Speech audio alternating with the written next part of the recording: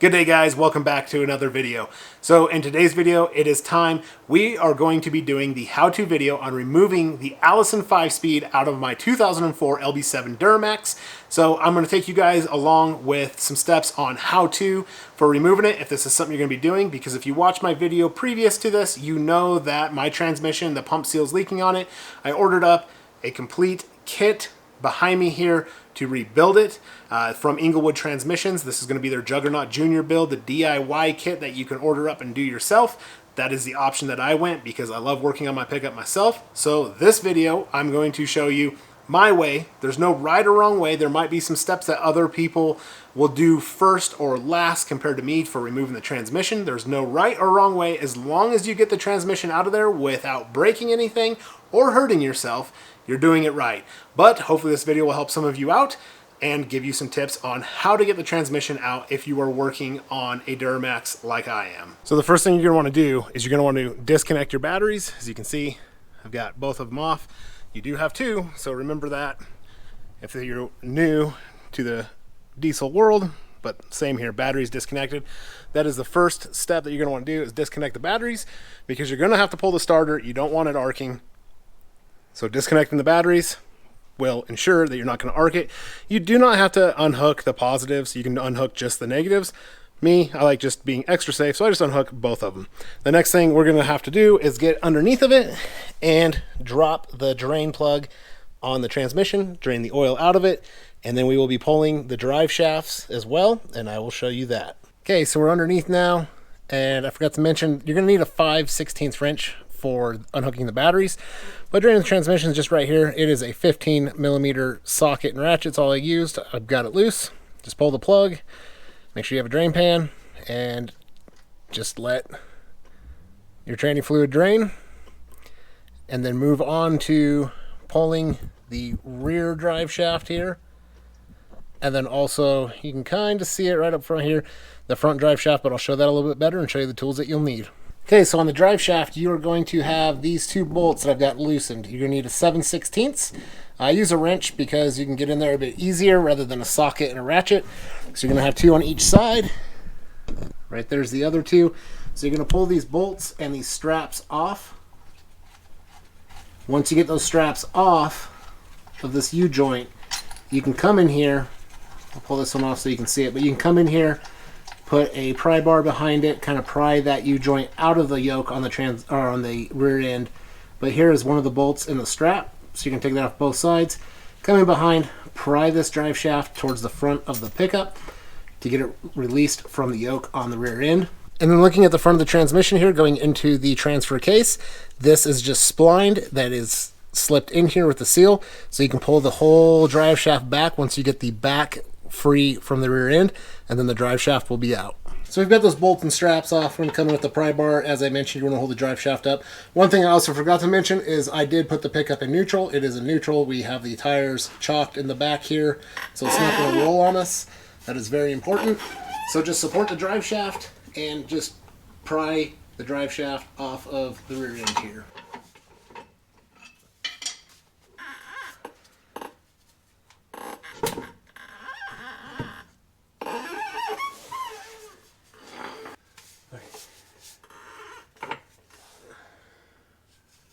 Just behind her head here. So here's the drive shaft removed. You can see on the back of the transfer case it is splined, and then right here is the drive shaft where that slides into the back of the transfer case where I was talking about it sliding out. So now we will hop on to the front drive shaft and we'll get that one out. So here's the front drive shaft going to the transfer case. It's going to slide out of the transfer case just like it did on the back of it for the rear drive shaft. Looking at the front of it is the same exact thing. You're going to have two 7/16 bolts on each side with a strap. You're going to remove those, use your pry bar, pry it out of the yoke for the front end, and then slide it out of the transfer case.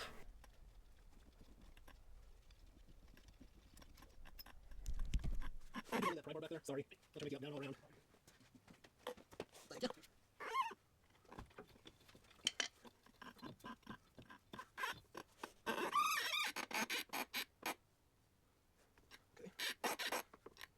Okay, so next we're going to remove the starter, which is right here. We're looking underneath. You can see the shiny piece right here. That is the extension that I have.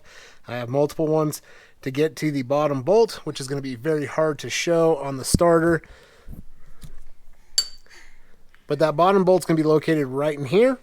The top bolt for the starter is right up top where my finger is at. So I just have some long extensions coming through, coming out towards the front end right here. So I can take my ratchet, get my ratchet up in here, and I can bust that bolt loose. And that is the bottom one for the starter. I was just wanting to show that. So you're going to need 2 long extensions to get to that one. Some people might have an easier time getting it, but that's what's just going to work for me. And then the top one will be easy to get to. So I'm going to get both of those out, and then we'll pull the starter out, and that will give us access to the torque converter bolts. We're not pulling those right now, but we're just getting the starter out and out of the way. We have also removed the inner fender so we can have access through the top for the dipstick and all of that. So this is with the inner fender well out. You just have these plastic push pins that hold it in. You can use a screwdriver to pry out the metal section, and they just pull right out. Pulling the inner fender well is very simple. It's very easy. Not a big deal. But getting that out gives you full access to the starter from up here, and then also your torque converter bolts as well. So as you can see here, we have the starter laying down in the frame, and then you can see right through there, you can see where you're going to get in to get to your torque converter bolts. So coming in from the outside here, having someone turn it over. When we get to that point, I will show you how to turn it over, how to get to each bolt, and how to take them off.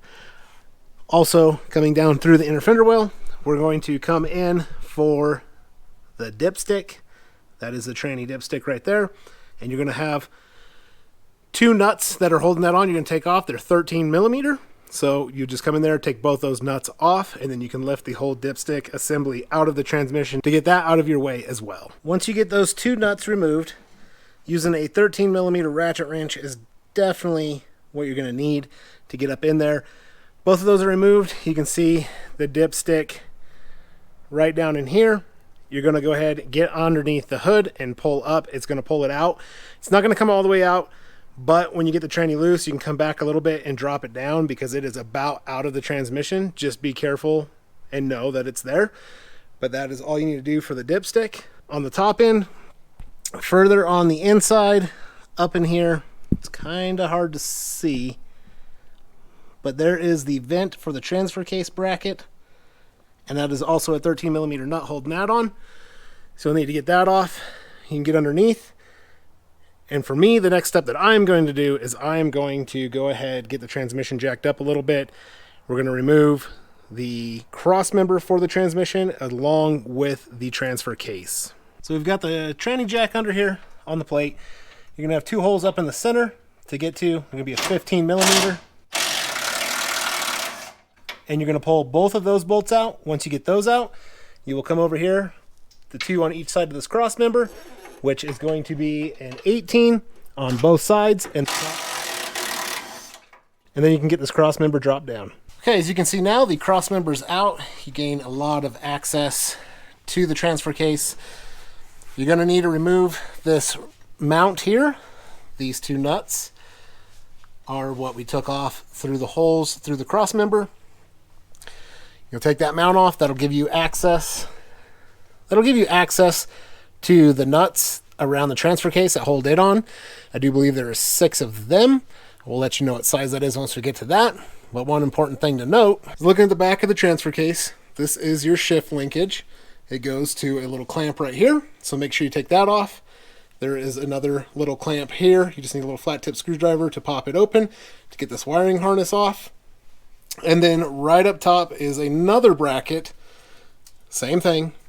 Pop that little plastic clip off up here with a little screwdriver. Back here you have a plug-in sensor. You're going to need to take that off and remove it out of the transfer case. And then moving around to the front, you can see right in here, this is your vent hose. It comes to the top of the transfer case.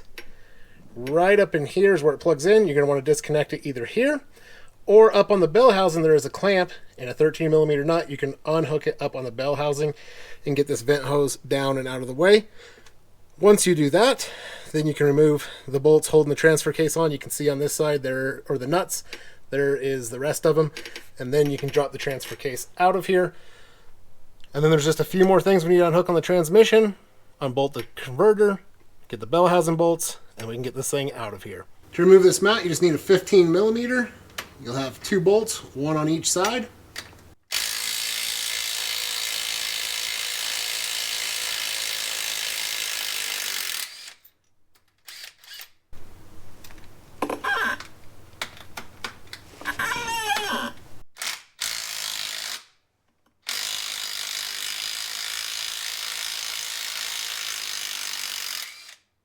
Now that that mount is out of the way, you can access all the nuts for the transfer case. Okay, so once you remove those 6 15 millimeter nuts, the transfer case is out. I know I didn't film that. Easiest way is to slide it out of the transmission back, tip the nose down, and then come in front of this cross member. You can see the transfer case is back here. Spilled a little bit of oil. But that is how to get it out. Next thing you want to do is you're going to remove this bracket here. You have a bolt right up top right there. And then you have one on the back behind this harness. Once you get this bracket out of the way, you can unplug this harness. You're going to push the 2 tabs in on the side, pull it out. You also have this harness with your shift cable and this bracket over here. It's going to be a 13 millimeter bolt right here, and then one right up here behind the harness. You're going to pull it out. But before you do that, you're going to want to unhook. You're going to want to unhook your shift linkage right off here. Just take a flat tip screwdriver, put it in behind it, pop it off, unplug your 2 plug-ins to your park neutral safety switch, and then pop those brackets off.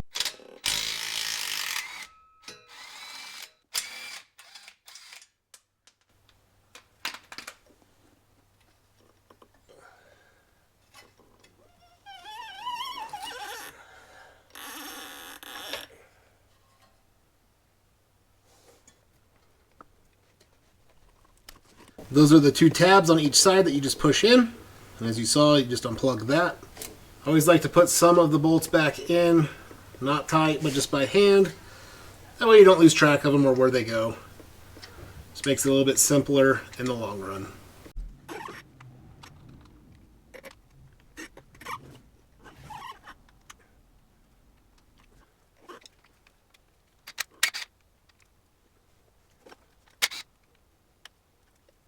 Then you'll have 2 brackets on the side of your transmission for the fuel lines, and then 1 up on the bell housing.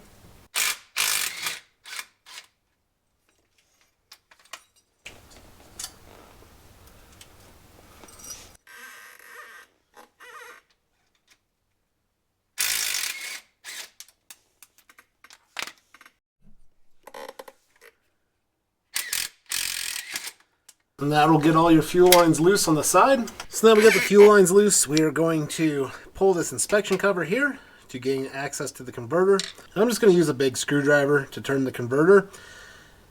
You're going to have to get out and see where the holes are, or if you have 2 people and you're lucky enough to have a buddy to help you like I am, they can be watching in that hole for when the converter bolts come there. They can take it out and you can stand here and keep rotating.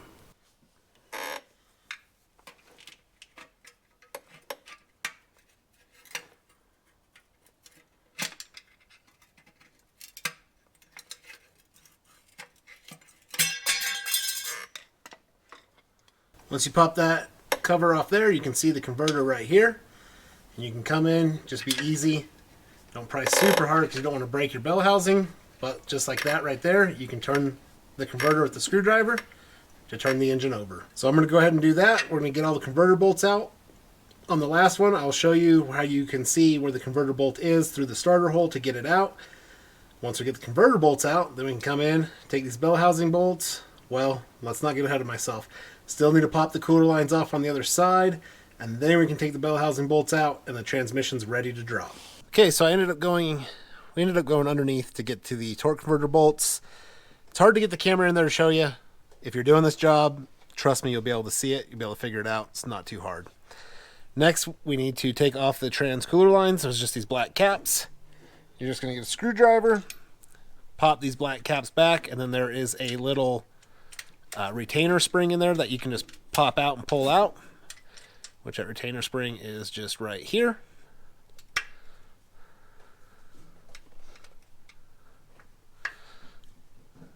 Just get a screwdriver in there, pry down on it. I'm doing this one-handed, so hopefully it doesn't go shooting. So I see where it fell. Once you get that off, all you can do is just pull the tranny cooler lines out.